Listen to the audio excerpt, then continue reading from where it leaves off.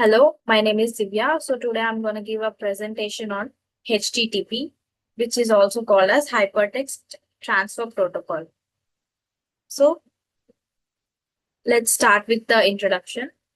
So HTTP stands for Hypertext Transfer Protocol, and it is an application layer protocol used for transmitting hypermedia documents like HTML, and it is the foundation of the data communication on the World Wide Web.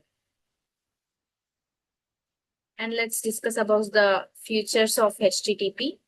So it is a connectionless, which means each request is independent, and it is stateless, which means the server does not retain session information. And it is also media independent. That means it can transfer any type of data like text, image, or videos, etc. And it is a request response model where the client sends a request and the server also sends a response.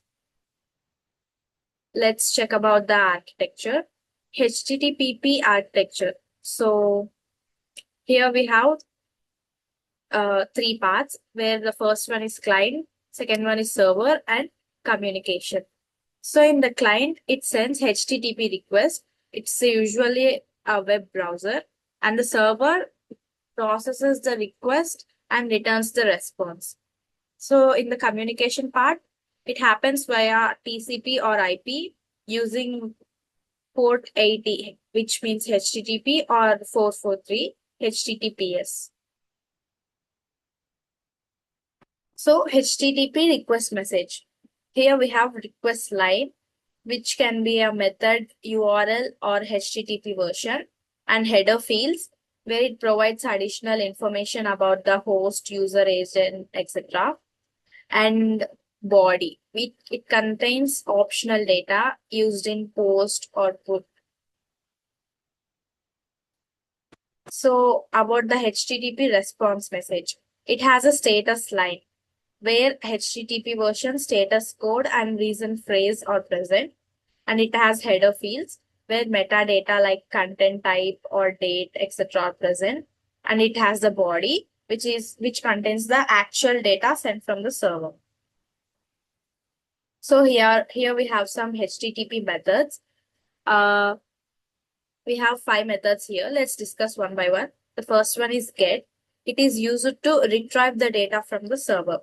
And the second one is post. It is used to send data to the server. And third one is put. It is used to update the resource. And fourth one is delete. It is used to remove the resource. And the last one is head, which is similar to get, but it is done without the body. Let's discuss about the advantages. HTTP, it is a simple and flexible protocol, which is really easy to implement, and it is compatible with most browsers and devices. That means we can comfortably use this in any browser or in any device. It supports caching for performance improvement. And limitations, let's discuss about the limitations. It does not have any built-in encryption, and it is stateless nature, which leads to inefficiency, and it can be vulnerable to attacks like sniffing or spoofing. So which makes it vulnerable to attacks is not having a built-in encryption. Maybe having the built-in encryption will make it more safe. And let's conclude this presentation.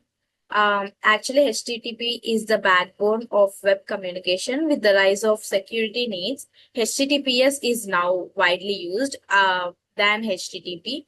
And the future versions like HTTP/2 and HTTP/3 offer higher speed and efficiency. Thank you.